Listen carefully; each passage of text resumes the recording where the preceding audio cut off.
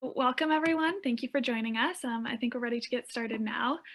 I'm Gabby. My pronouns are she, her. I'm a member of Amplify Ryerson, and I'm a second-year student here at the university. I'm going to be your host for this workshop. Please note that you're welcome to turn your cameras on for this session, as there will be various elements of interactivity. We will be using Slido to communicate throughout the session. So if you go onto your feed loop, you will see a button at the top of the video player that says Engage. Click on Engage to submit any questions you have for our speakers and to communicate with other participants. It's really great to see you all here taking an interest in the work that's happening through Indigenous students in universities across Canada. Our speakers have an incredible passion and insight into democratic engagement and are truly representative of the amazing things an engaged, inclusive campus and a determined group of people can do.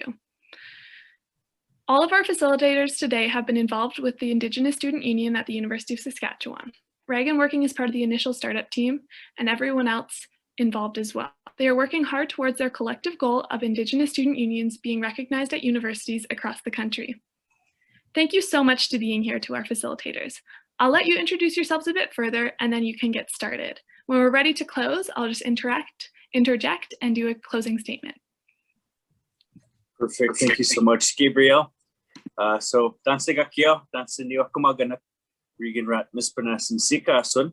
I want to acknowledge each of you that are joining us this morning by saying hello and good morning. I want to recognize that Ryerson University is situated on the traditional territory of the Huron-Wendat, Anishinaabe, Haudenosaunee, and the Mississaugas of the New Credit. And I want to acknowledge the nations as we begin this conversation and this discussion together. I want to acknowledge that right now, I'm currently situated on Treaty 10 territory, and our other facilitators are joining us from Treaty 6 territory in the homeland of the Métis. And I'll just give us a bit of an opportunity for each of the facilitators to introduce themselves very briefly. So I'll start. Regan Ratt-Misponas and Zikasun. My name is Regan Ratt-Misponas, and I'm joining you from Pine House Lake in northern Saskatchewan right now. And I am a fifth year ITEP student, which is the Indian Teachers Education Program. And I am the former president of the Indigenous Students Council, now known as the Indigenous Students Union, and a former president for the University of Saskatchewan Students Union at the main U of S campus. And we'll start off with Pedabin and then Shanoa, Jordan and Mylan to introduce themselves. Thank you, Regan. Also want to thank you for the land acknowledgement. My name is Pedabin Abby, and I am joining from Saskatoon, Saskatchewan, which is situated in Treaty 6 territory. I am a Siswetmuk and Staatlium woman from unceded territories within Interior Silkwood, British Columbia. I am the current president of the Indigenous Students Union. I am also a second-year student in the College of Science, working my way towards a bachelor's in biology, as well as to get into the College of Medicine. My passion is to advocate for our people, for our lands and our waters and our inherent rights. And so thank you for the opportunity of bringing us together today. Awesome. Thank you, Pedabin. Shanoa?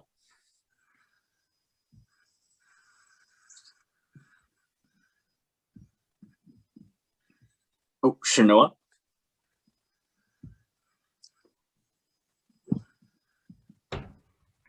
We'll move right over to Jordan Nadelman. Good morning. Oh, okay, Shanoa. Okay, perfect. Good morning. My name is Shanoa MacArthur. I am the current ISU VP of Communications, and traditionally I come from Treaty 4 territory, which is located in Southeast Saskatchewan. Good morning, everyone. Good morning. Thank you, Shanoa. Jordan? Yeah, so my name is Jordan Nadelman. I'm originally from Prince Albert, Saskatchewan, so still Treaty 6, but moved down to Saskatoon here. I'm graduated now from my master's, but I did my undergrad in the CENTEP program. So it's a teacher education program for Métis students. And I did that. And while everything was, I was a part of SUNTEP Student President Council. And then I was a VP for ISC. And then in my grad studies, I was the co-chair for Indigenous Graduate Students Council. And that's during the time that the ISU kind of took off and started. So, and yeah, that's me. Awesome. And last but not least, our friend Mylan Tatusis. Awesome. Yeah, my name is Mylan Tatusis. I'm a PhD candidate at the University of Saskatchewan. I was involved with the undergraduate Indigenous Student Union and the early fostering of it through the Graduate Student Association and the Indigenous Student Council, which is basically the Indigenous graduate students with the graduate student level of Indigenous student governance at USask. So we work in solidarity with the undergrads always because of the Indigenous population. But that's who I am, and that's how I'm involved in this panel today. Awesome. Thank you very much, everybody. So I will be coming back here again. I just wanted to kind of start off today to give a little bit of an explanation to those that are joining us on what our efforts led to. And I think the best place to start is from the land acknowledgement. I believe Ryerson is on Haudenosaunee territory, and it is the Haudenosaunee who have something called the two-row wampum belt, which and I may be totally wrong on this, but from what I've been able to hear about the two-row wampum belt is that this was an agreement between nations of having two boats, two canoes traveling at the same speed, but neither of them interfering with each other, but both of them working towards common goals and both of them working towards a sustainable future. And from listening to that, I think that's the best place to start of what this team of individuals, this group of people hoped the Indigenous Students Union would become and can become. I think that it is a good opportunity for both Indigenous and non-Indigenous people to continue to work together, to continue to foster those relations together, but to be able to have the ability to be self-determined, to say yes and to say no to certain things that are impacting our community.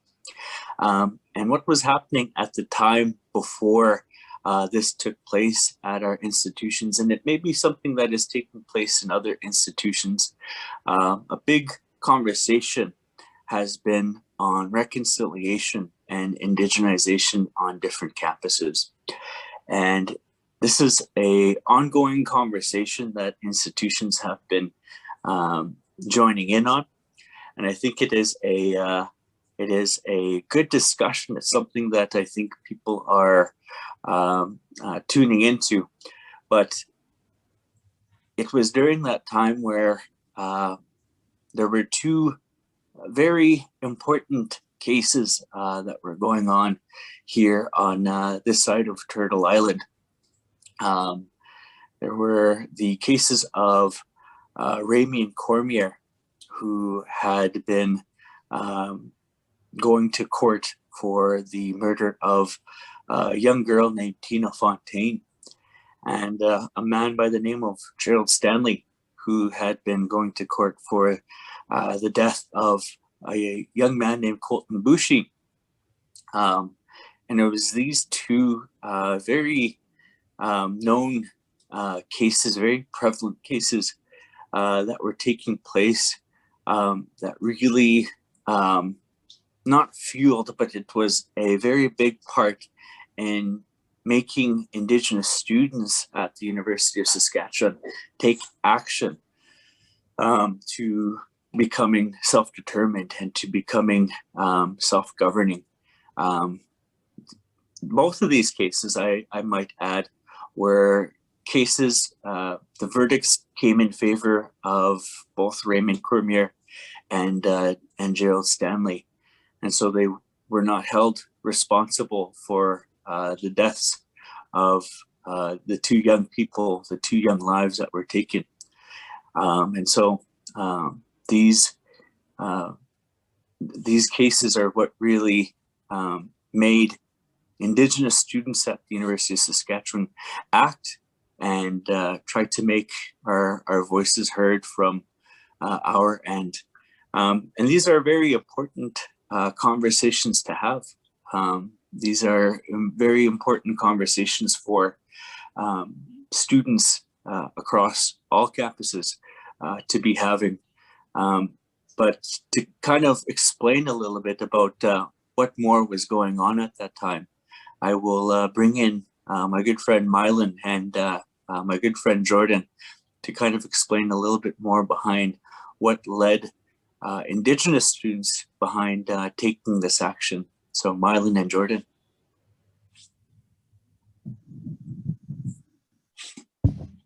Well, you want me to go first, Jordan? Yeah, I'll let you go first. Thank you, man. But yeah, like I said in the past, I am a graduate student at the University of Saskatchewan. And so I was involved with the Graduate Student Association and the Indigenous Graduate Student Council, as was Jordan. And the dynamic at our campus is that undergraduate students who are Indigenous make up the majority of the Indigenous population. So naturally, we always just maintained a kinship with their events and supporting them and them supporting us. And we're always at the same community events type thing. So that was part of sort of like the background story of our background context of why and how an Indigenous Student Union model started to get fostered. And I think it was just a tipping point because there's very real social issues at the University of Saskatchewan. There still are out here on the prairie. As many people know, the prairie is sort of known for being very hostile towards Indigenous people. There's a lot of racism that exists out in rural Saskatchewan, and that makes its way onto campus. And like Regan said, during those two court cases, and ultimately the verdicts that came out, Indigenous students just simply did not feel safe on campus. There was limited mental health supports offered, and the University of Saskatchewan was sort of, you know, echoing the same very neutral kind of reconciliation type narrative that a lot of students took offense to. And after those verdicts came out, a department on campus did host a debrief session for students. And in those discussions and dialogues, out of that conversation came the need to sort of invest in a project where we could ensure our mental health, where we could sort of, you know, put the university at an arm's length in terms of trying to get us to invest and agree with their reconciliation discourse. And so many students voted on non-participation. Indigenous students sort of backed this model of not participating in official USask reconciliation type meetings, committees that required an Indigenous student representative. So all the graduate student representatives who are Indigenous sort of walked away from that. And ultimately it's still sort of a project that's ongoing. And when that happened, that's when sort of like the discussion came of, well, let's start this Indigenous Student Union. Let's promote that idea and maintain that idea because, you know, now's the time. Because if we did have an Indigenous Student Union, we would be able to provide proper mental health supports. We would be able to provide, you know, funding and, you know, shift the dollars and the student fees where they need to go when things like this happen, because we recognize that Indigenous students have very unique needs at the University of Saskatchewan, in Saskatchewan.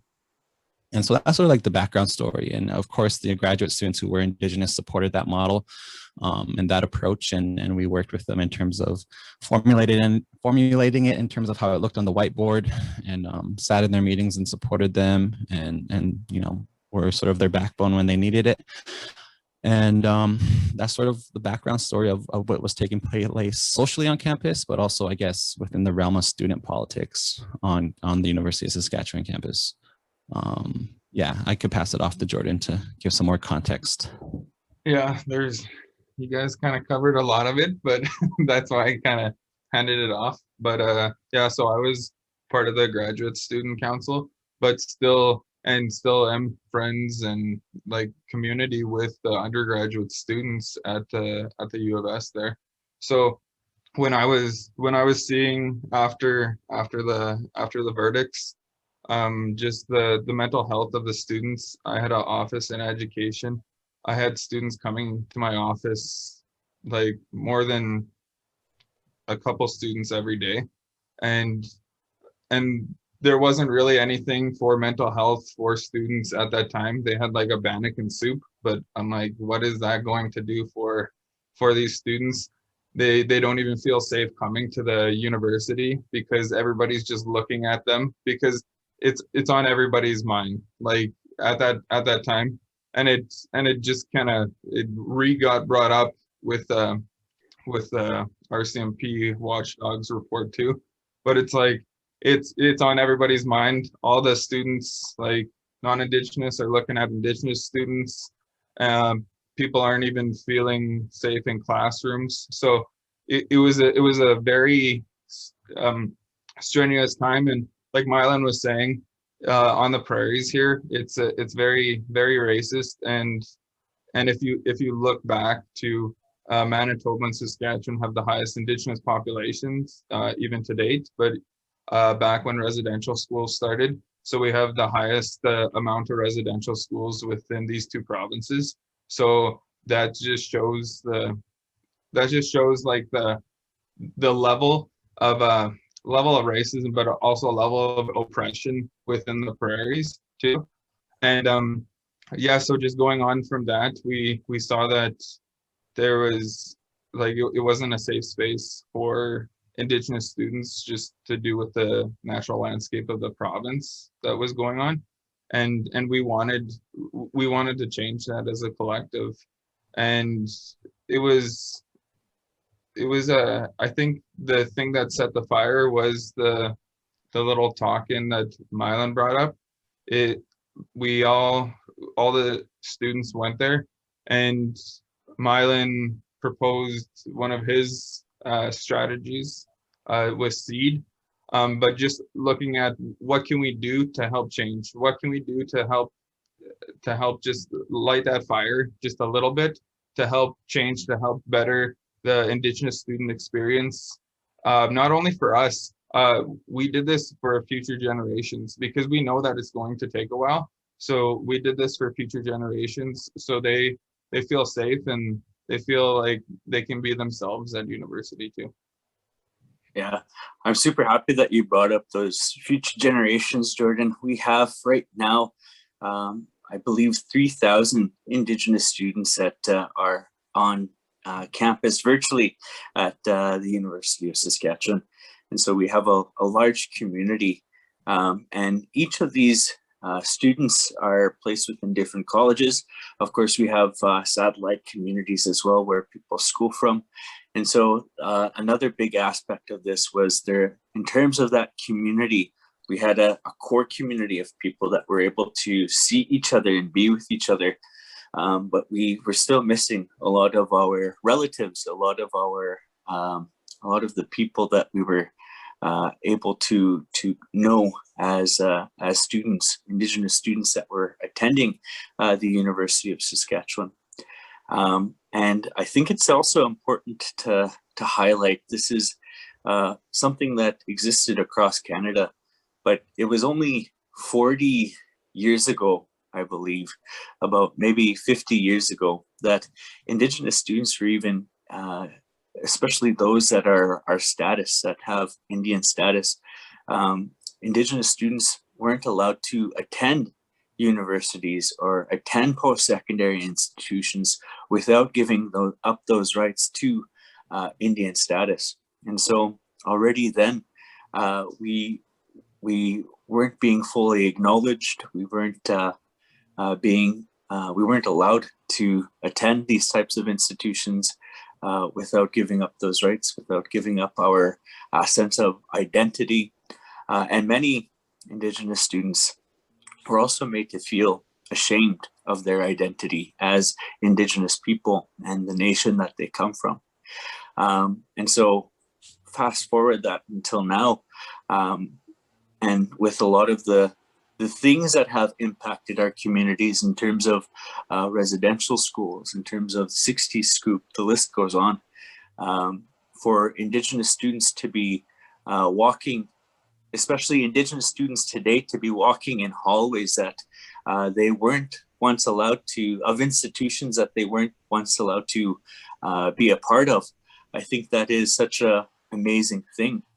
But it is difficult when Indigenous students aren't offered those types of meaningful supports for them to continue in their studies, and that sense of community for them to be offered in order to be successful community, which is such a vital thing within many Indigenous cultures. I think that that's a very important piece of how we move forward.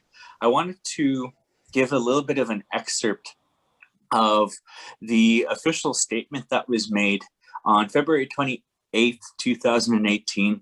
And this was the initial statement that allowed people to know on our campus that Indigenous students were thinking and were wanting to create an Indigenous Students Union that would be fully represented by Indigenous people. And some of these things, some of the statement kind of touches on many key issues that we've been able to listen to from our other panelists today. But there's an excerpt here that I wanted to read. Just give me a second. As students, we have sacrificed our own time to ensure the sustainability of the Indigenous Students Council without being a decision maker in the affairs of the University of Saskatchewan. We have supported topics of indigenization and reconciliation, which is a commitment of the University of Saskatchewan, only to hear administrators call for further reconciliation and uplift these stale-old efforts as an attempt to co-opt Indigenous students into the Canadian politic. We are Indigenous students. However, we are first and foremost Indigenous peoples and Indigenous citizens representing our own unique Indigenous nations. Despite existing and operating on Indigenous lands, we are treated like potential threats and see all the effort that goes into keeping us complacent within the Western structure and settler ideology of USask in Canada. Colonialism, settler colonialism, and racism exists on campus. We have experienced firsthand the tension on campus as a result of the Gerald Stanley and Cormier trials, and see no support services or calls to action in regards to the injustice our people face across Canada. We are shocked at the lack of support and ongoing calls for reconciliation, which has yielded little practical results. We take offense to the total line speeches and the uplifting of colonial institutions. We are told to maintain hope and toe the line of reconciliation and indigenization. However, we have not seen any real systemic change occur on campus. We are controlled, regulated, and limited in our ability to govern and develop the solutions our Indigenous students need. We are looked upon as impoverished threats, unable to govern ourselves. We see security cameras directed to us as we attempt to study in one of our safe havens, the Gordon Oaks Sudbury Student Center.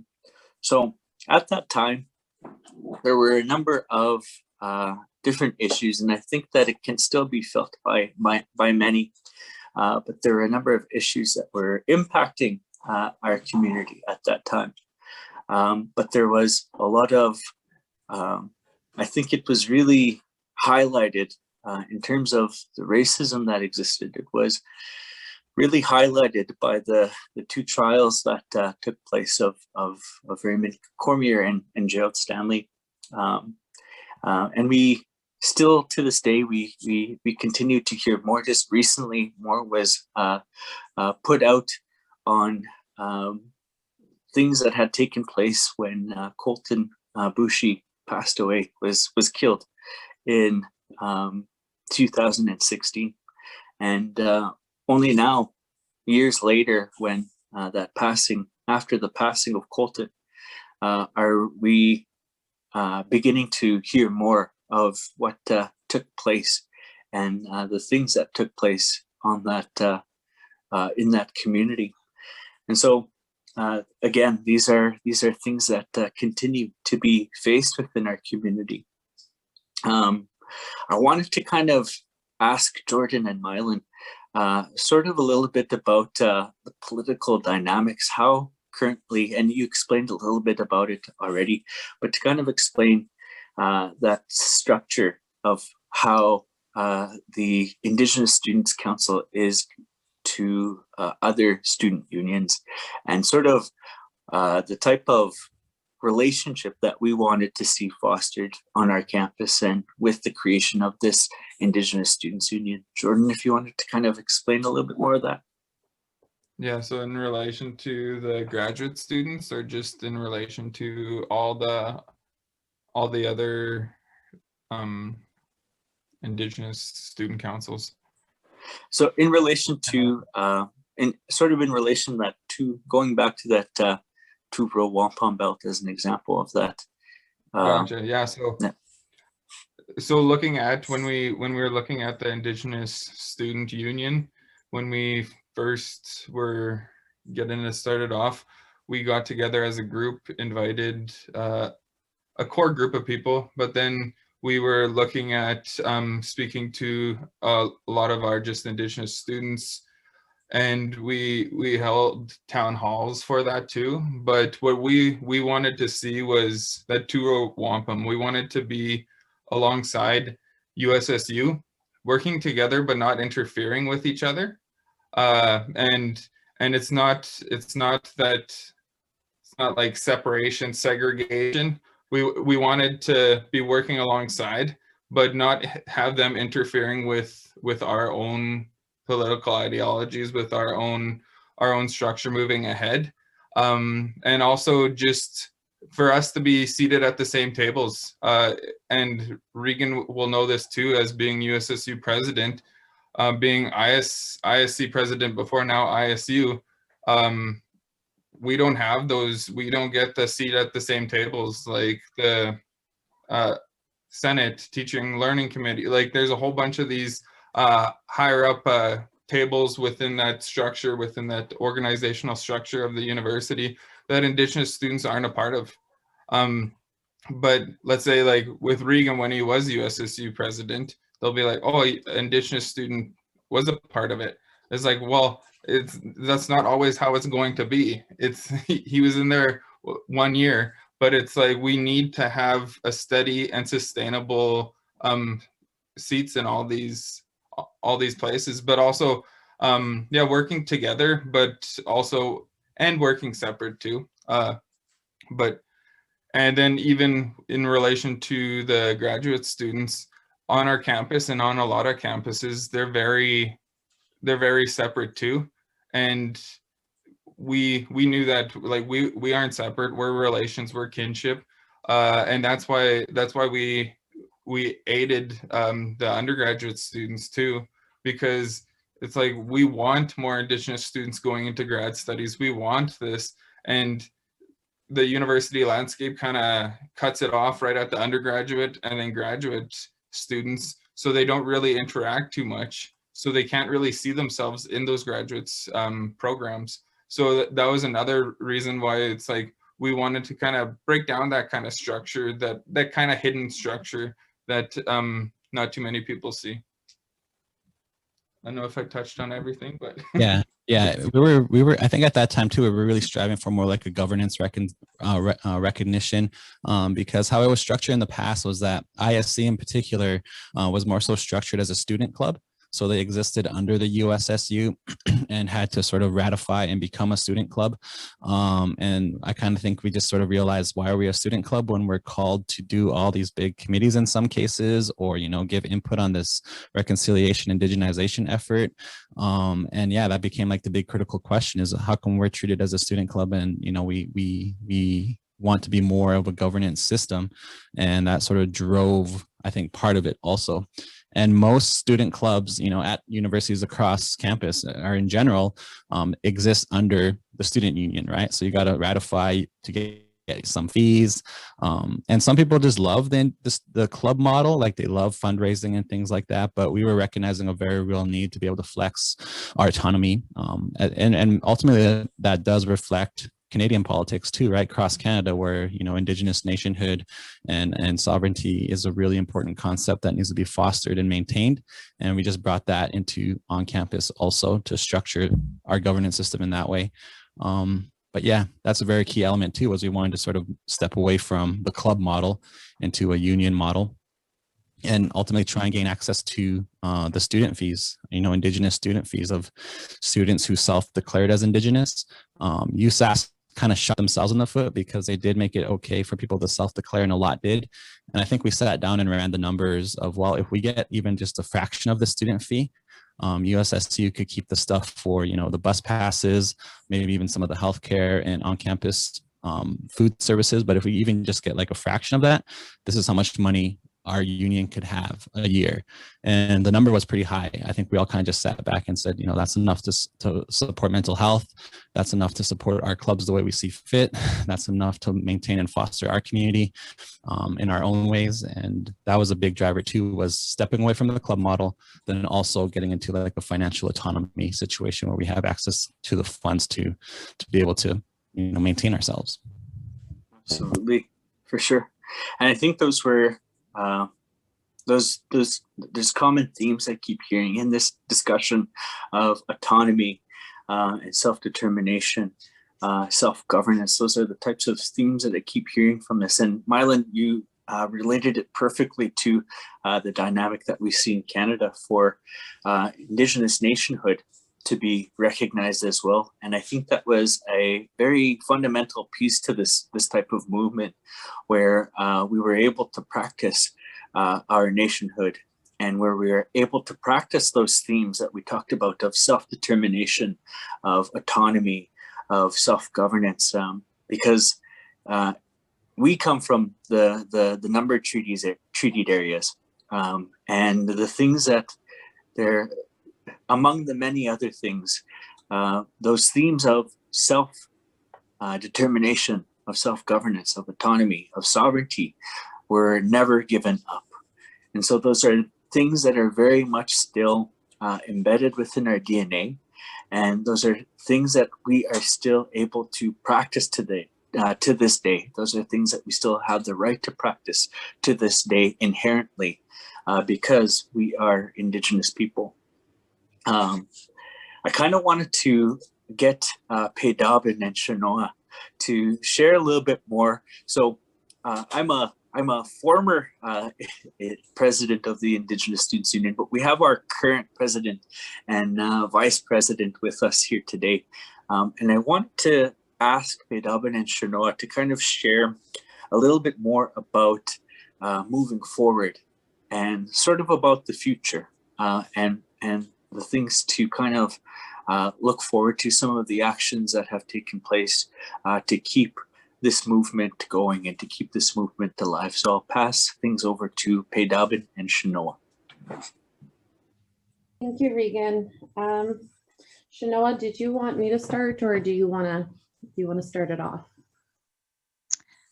I think we both have the same ideas when it comes to our union. So if you actually want to just go ahead and explain that. Thanks.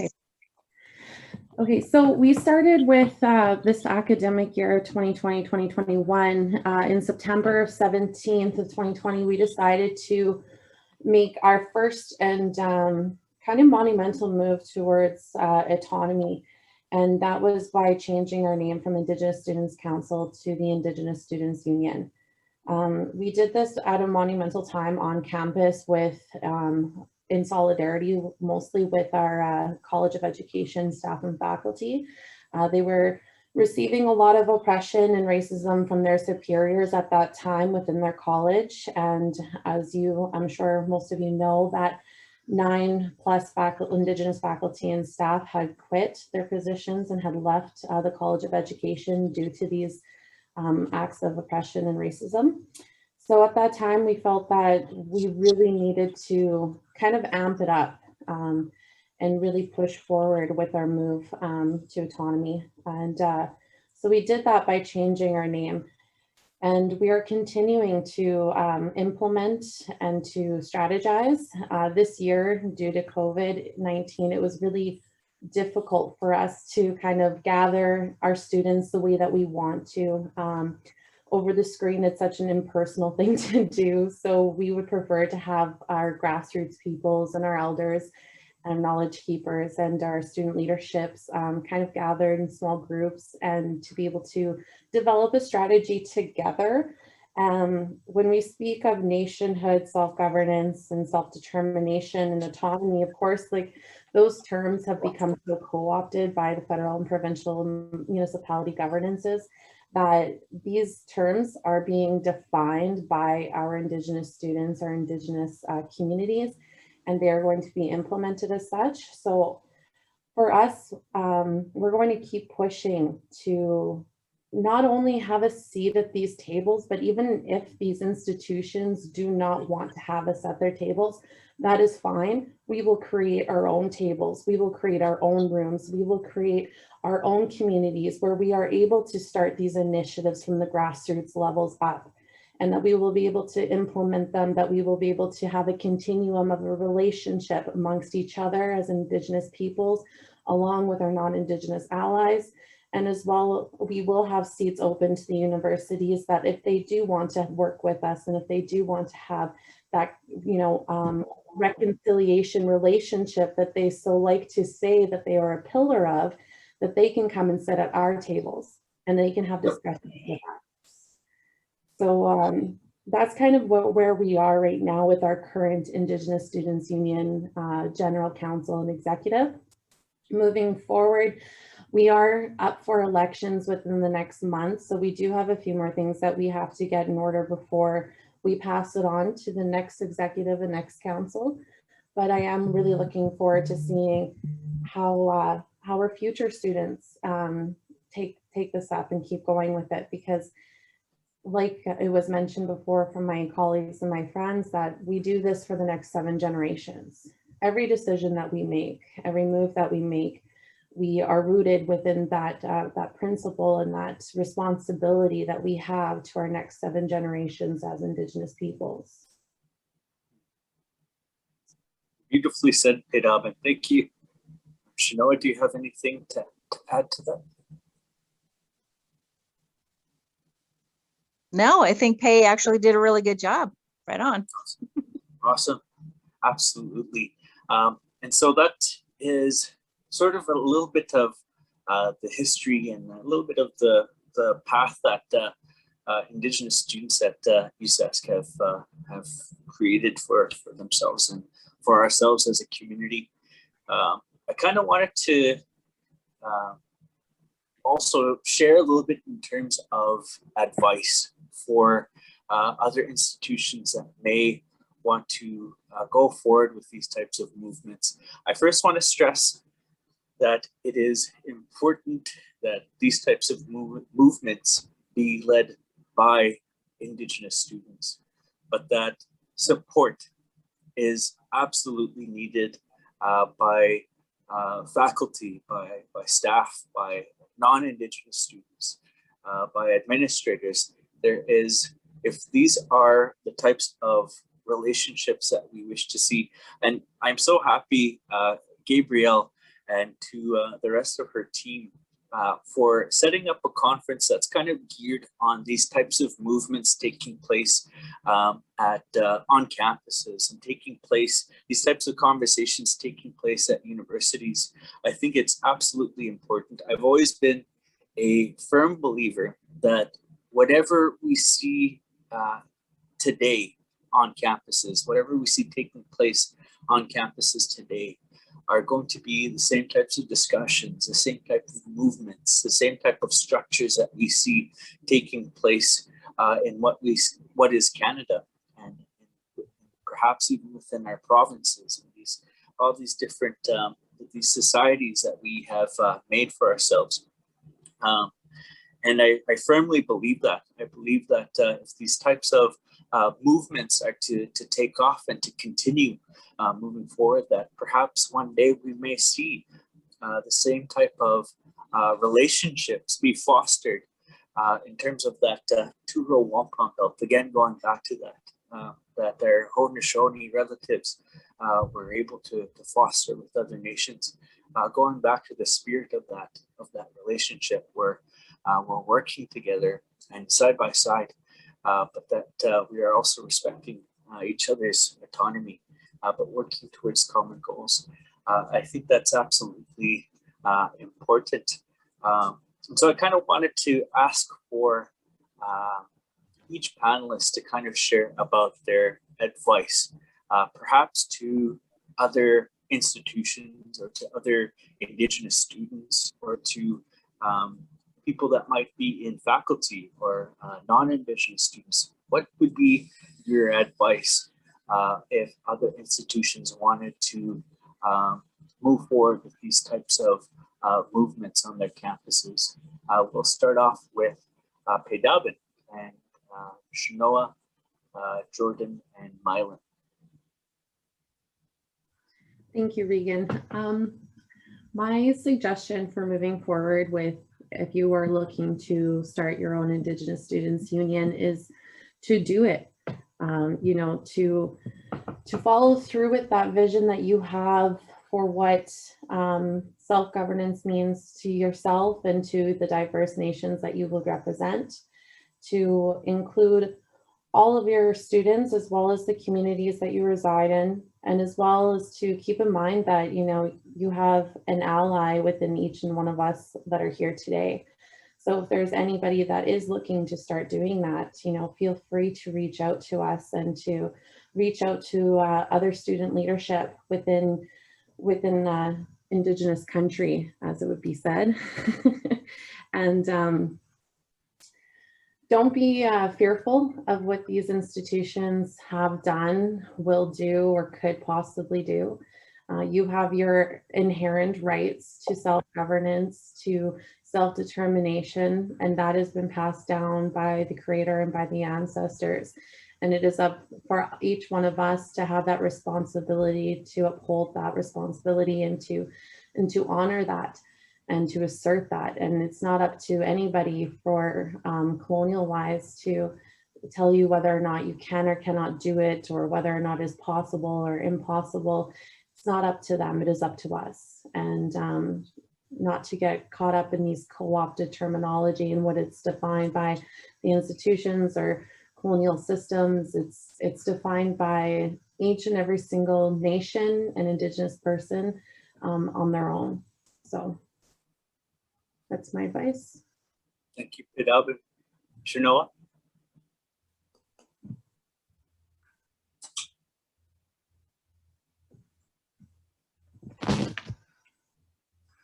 I think she's muted. Oh, okay.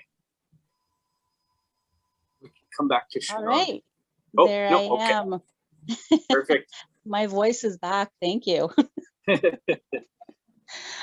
For some of the advice going forward, if you're thinking about going ahead and creating your own Indigenous Students Union, I would say that you have a gift, and that gift was given to you by the Creator, and that's your voice.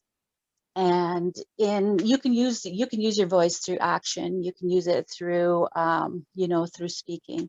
There's a lot of different ways you can do that. But I would say go ahead and take that step forward. There's not going to be a path laid out for you that's going to be perfect for anybody, but you have to do excuse me, you have to do what you feel is right, and to follow that. And I really think that once you lead, you take that step forward in a good way, that you will definitely make some changes. And I wish everybody luck who is absolutely thinking about it. And you have a very large support network. Thank you, Shanoa. Jordan, do you have a bit of advice that you'd like to offer? Yeah, so those were amazing words by both of those women, and just to echo off that, and to talk on, yep, practice that self-sovereignty, practice that self-autonomy, because that's what, and it's gonna be baby steps. You just can't just can't hop into it too. There's years of colonial oppression, systemic racism within our institutions that we have to work through too. But when we look at that again with that huge support network that we have, we're not just Indigenous students, let's say at U of S. I have, like, we all have support all throughout Turtle Island too. But and I really focus on that support thing because I'll talk from my own experience with it too. It did take a huge toll on my mental health. But this was kind of like, it was at the beginning, and I was at the beginning here too. I was a little bit young as well, and thought the good of some people too. So when those people kind of backstabbed me and stuff, within, and that's, sometimes it's not even those people's fault. It's just the institution's fault. They have to operate within it, that they can't do certain things. But it really, I had a big kind of loving heart at the start of it, but through it all, it was kind of rough. I'll be honest, and I want to give, like, I want to give advice that's true to students that want to do this. It's going to be a tough journey, but is it worth it? Yeah. And I teared up when the ISU this year changed their name, because I know how much work even before us and how much work that it's going to be after us. But I teared up when I saw that they changed their name this year, because it's just truly amazing, and I want that for the future generations. Thank you, Jordan. That was such a powerful move. I think the big thing that we have to see from this is that as Indigenous nations, that we also, because of, and something that many Indigenous people might face today is internal oppression, internal racism. That because of the type of systems that we exist in, and that we've had to exist in and survive in for many, many generations, that many of us don't recognize that we already have those rights to self-determination, that we have those rights to sovereignty, and that those are inherited from our ancestors, that we already have those, that we don't have to work for them, that we don't have to fight for them, but that those are automatically given to us as Indigenous people on these lands. And so that to me, when that changing of the name took place, that to me said that we are acknowledging and recognizing our own sovereignty and our own self-determination, that already we recognize that inherently we have these rights and that we are going to practice them moving forward. And I think that was a beautiful way to show other people, to show non-Indigenous people in a respectful manner, of course. But that was a beautiful way to show that we recognize these things and that we acknowledge these things about ourselves, and that we are going to continue practicing them moving forward. I'll give a little bit of some time to Mylan, if you kind of wanted to share a little bit about advice on how other institutions can move forward, if they so choose to, on movements like in the Indigenous Students Union. Yeah. The Indigenous Student Union approach and model, I think, it's going to be like the wave of the future for a lot of Indigenous students who have the numbers at campuses to do it. I mean, some campuses may not have the numbers. Some campuses may, have to do a little bit more, different type of models. But, at the big universities, when you look at the increase in student populations, Indigenous student unions definitely could work. And they're not to mitigate undergraduate student unions in general. They're not to go against it. It's not a head-to-head type thing. It's literally just an autonomy move to ensure that Indigenous students' voices are heard and that they could deliver the services they need directly within their own community. Because there is a lot of, taking advantage of Indigenous student input and Indigenous student voices. So it's important to recognize these things not as like a one versus one type move, or a separation or separatist type tactic. It's not. It's really building a stronger community on campuses. And again, it's really giving our people who are vulnerable. Our people are ultimately vulnerable, and we recognize that at universities that it's not necessarily a safe place for us. So we want to ensure politically and even economically we could create systems of sustainability that ensure our students get through the door, that they graduate. Because you hear universities highlight enrollment rates, Indigenous enrollment rates, they brag about it, but they're not actually letting you know how many students don't make it past midterms. And we measured that. We started to calculate that and look at the data. So gather the metrics, start doing your data, start doing your tallying, look at how much, if you have the student population, look at how much money you'd have if you only took 30% of a student fee, or 50% or 60%, because that's something you're going to have to sit down with USSU or an undergraduate student union to discuss. We collectively agreed we probably won't for full Indigenous are for the full student fee. I think we were initially in our talks, we were looking at just like a fraction of it, because of course USSU does have contracts in place for food and transit and things like that. So it's going to boil down to very real data and metrics too. So you have to be open to that. The other thing that stands out for me too, and Jordan highlighted, is that the institution is the institution. It has its own system, and creating an ISU or creating space for this type of model and approach is going to fly in the face of that. So there will be people who are going to not like you.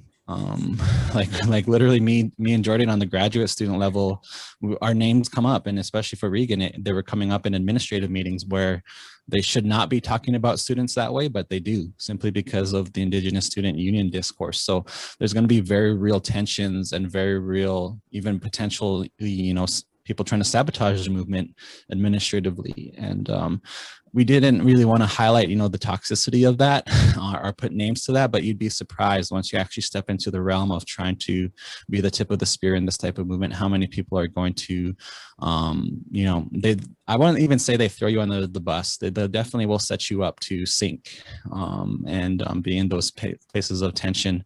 So you have to be willing to do that too. So to sum it up, definitely make space for it if you can, gather that data and keep yourself safe, keep your community safe, and work on it collectively.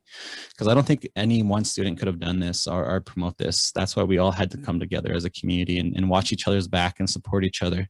And again, we're trying to foster a General Assembly model because that works for student safety. We're all in it together, and we're all collectively coming together to have a conversation and discussion. So that's it. I mean, socially, politically, there's things you have to take into account, and even economically. I mean, I would encourage Indigenous students on their campus to tally, see how much funds you could get from an Indigenous student fee, because that'll make a big difference between how many students you could actually get graduating from that university or the institute you're in.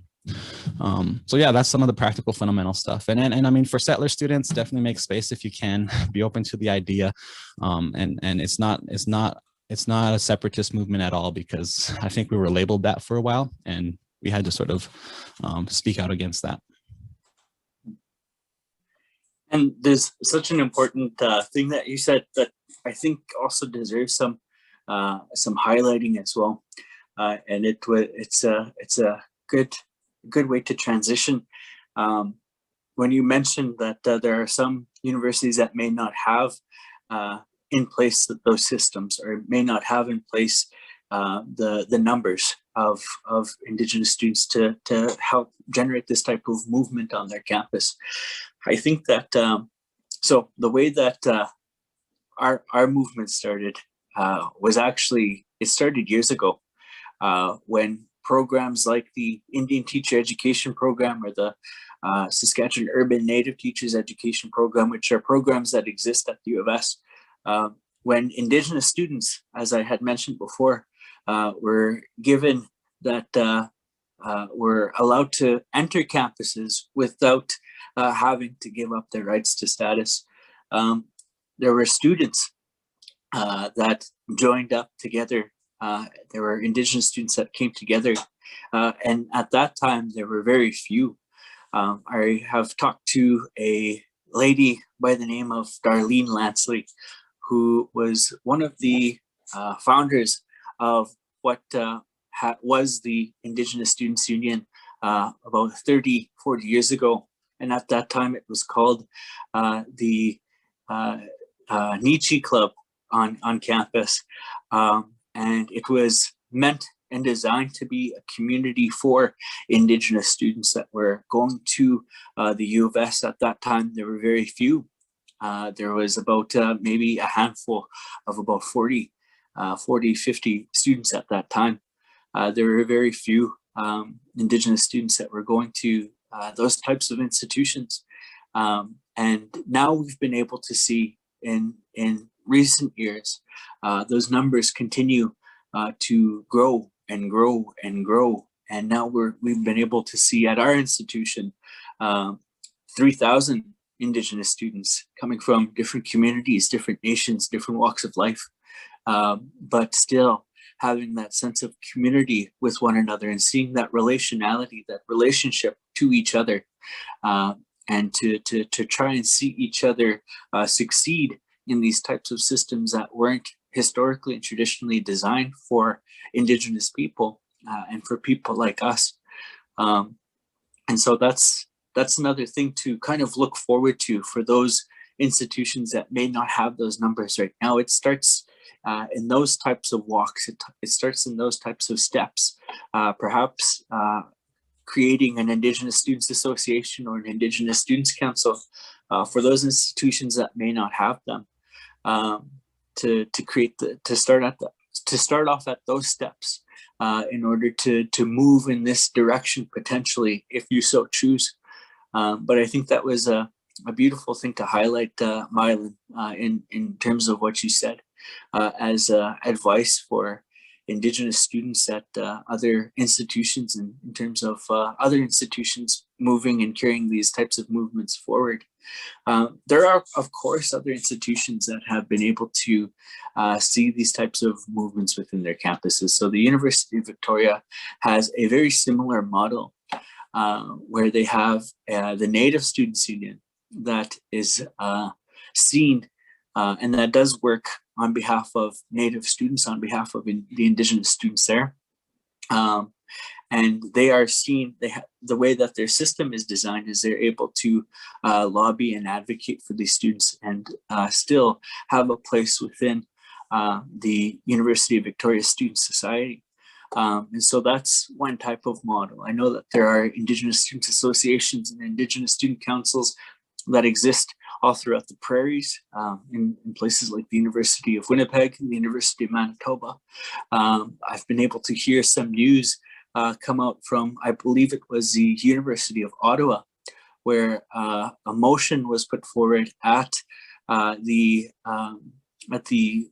General Students Union at one of their meetings that called on recognizing the sovereignty and recognizing the self-determination and self-governance and autonomy of the Indigenous student associations and councils that were in place at this institution and within the Students Union. And so I believe that these types of movements have already continued, that we are seeing these types of movements take place more and more at different institutions all throughout Turtle Island. And it's encouraging because it wasn't so long ago, again, going back to the historical context, it wasn't so long ago that as Indigenous students, as Indigenous people, we were even allowed to be at these types of institutions without giving up our rights to status. And again, many Indigenous people who did attend these institutions were made to feel ashamed of that identity. And so I think it's powerful that we are now seeing Indigenous students throughout Turtle Island continue with these types of initiatives and continue to see just how powerful they are as Indigenous people and Indigenous students, and how powerful the type of work that they can do is. And I think that's another important thing to highlight. I'll kind of take a pause for a moment and to see if there's any last minute things or anything else that each of our panelists would like to share in terms of what we've been able to discuss this morning. If there's anything else that you'd like to add to what has already been discussed. No, I don't have anything to add, Regan. Okay. I was just gonna, I know that you were talking about enfranchisement policy. So if a student wanted to go to university, they'd lose their status. If they fought in the military, they'd lose their status. And it was even sexist towards women. If they married a non-Indigenous man, they'd lose their status. So enfranchisement policy, like, it leaked into that post-secondary realm there too. But also just for students, like Indigenous students, a lot of Indigenous students really come into their culture. Some of them are already into their culture before university, but a lot come into it at university and they start learning about it there. And that's a huge thing, and a huge thing to be aware of too, because a lot of students might not be on that same part of the journey as you are. And just to be able to be there in support for them. And for non-Indigenous students looking at it too, like a student in dentistry, non-Indigenous student is a student in dentistry.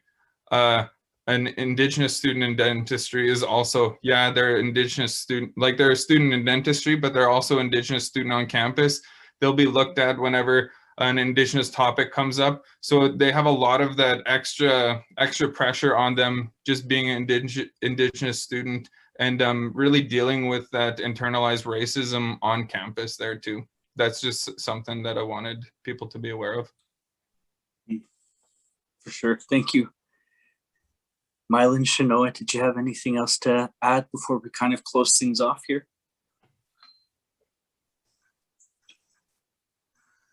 Nothing. I got nothing other than, are we doing questions?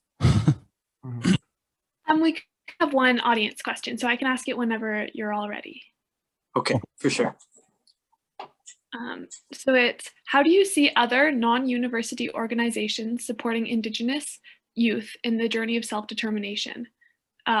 What can we do to help?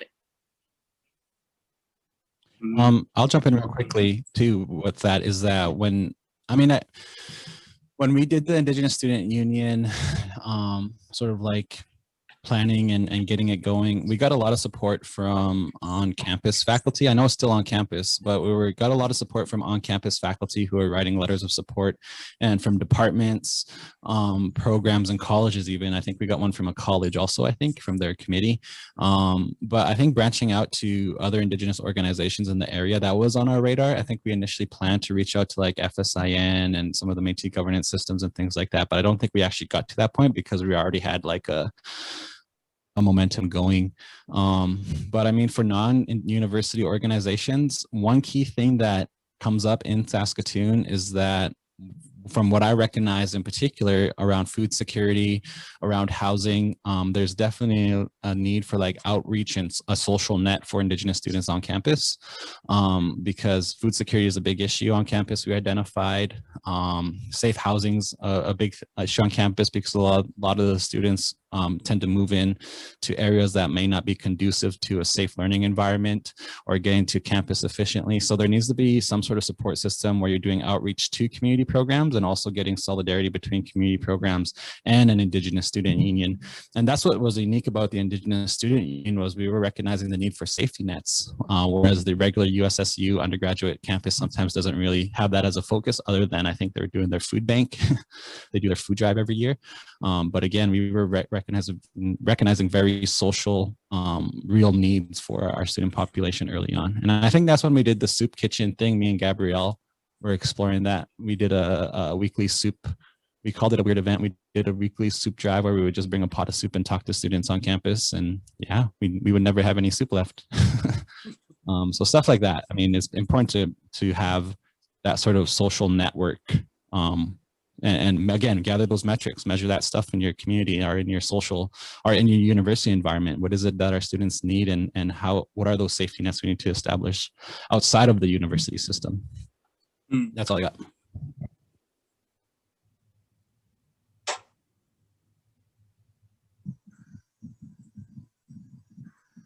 Okay, thank you. That was super great. So we don't have any other questions from the audience right now. So if you guys have any closing thoughts, then go ahead, or else I can just close up here. Just very quickly, Gabriel, I kind of wanted to share again that of the importance of Indigenous students being able to lead these types of initiatives, and that it is important for this type of movement to come from Indigenous students, but also the need for there to be allies when these conversations, when these types of movements are taking place, and not allies in the sense of being there and listening, and not trying to take over that type of movement, or but in order to just as a way to help speak up, or to help lift up those voices of Indigenous students that are already speaking up, to continue to lift them up, and to in different ways, and at different bodies, ensure that this is something that is made a reality on different campuses. There's a part, I believe, too, that non-Indigenous people and students play, but again, that this is the type of movement that needs to be fueled by and for Indigenous students and Indigenous people. But and just very lastly, again, to all of our relatives, to at the beginning, I said Niwakmaganak, which means all my relations in Cree, in my language. Nihiowiwin is how we say that in the traditional language. And I wanted to say thank you very much. Thank you. A heartfelt thank you for inviting us to take part in this type of conversation. And I invite you, for those folks that haven't already, the Indigenous Students Union is on Facebook. It is on Instagram, I believe, Peydabin. Go and like those pages. Go and see. You can scroll down as far as you can to see kind of some of the type of events and some of the type of supports that this Indigenous Students Union offers. Go in and like these pages, and see the type of movement and the type of work that these types of organizations are doing. And so I encourage folks to do that as well. Just go to Indigenous Students Union on Facebook, and I believe it's the Indigenous Students Union, or at Indigenous Students Union on Instagram. But if you haven't, please go and do that after the session is over. I'll pass it on to anyone else who has a few words. I just wanted to go off what you said there, Regan, about kind of empowerment from our non-Indigenous allies and friends. It's really important to acknowledge that, like, as we're cultivating these spaces for ourselves, for our non-Indigenous relations, to kind of help us hold those spaces and hold those safe spaces for us. You know, like, hold a safe space for your Indigenous allies and your Indigenous relations. To also acknowledge that this space that we are in today was cultivated for us, and that you know, you guys all contributed to creating that safe space for us to have these types of conversations. And not only do we have to recognize that these conversations take place within colonial institutions, but also acknowledging all of our grassroots movements, you know, all across the scale from Turtle Island. You know, we have land defenders and water protectors that are out there constantly using their bodies as their weapons for shields against desecration of our ancestral lands and our ancestral territories, and that ongoing fight that's happening in Haudenosaunee there, and going over to Mi'kmaq, and then you have within my own territories against Trans Mountain Pipeline for the Secwepemc Nation, and up to Wet'suwet'en. You know, it's all over across the board that we continue to fight for our inherent rights as Indigenous peoples. And so when we think and you ask, how can you support? Start with the grassroots movements, you know, create those safe spaces and hold those safe spaces for our peoples to continue their fight all across the board. It's not only within these institutions, like I said, it's within and against these colonial companies that are coming in desecration of our ancestral lands. So you can even do that. You can support within these institutions. You can support within your territories, the Indigenous territories that you reside in as a guest. That is a really important part, is that you are a guest in our territories. You don't have the inherent right to those lands. We hold that inherent right. You're here. Thank you, Pidavin.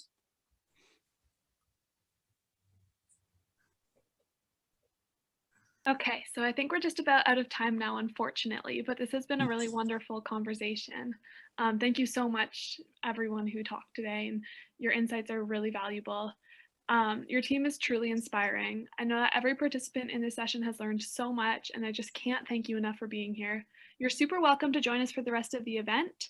I had mentioned to Regan that I will share that link with you. For our participants right now, it is 12:30 and we are scheduled to take a break for lunch. It's a quick lunch, so don't go too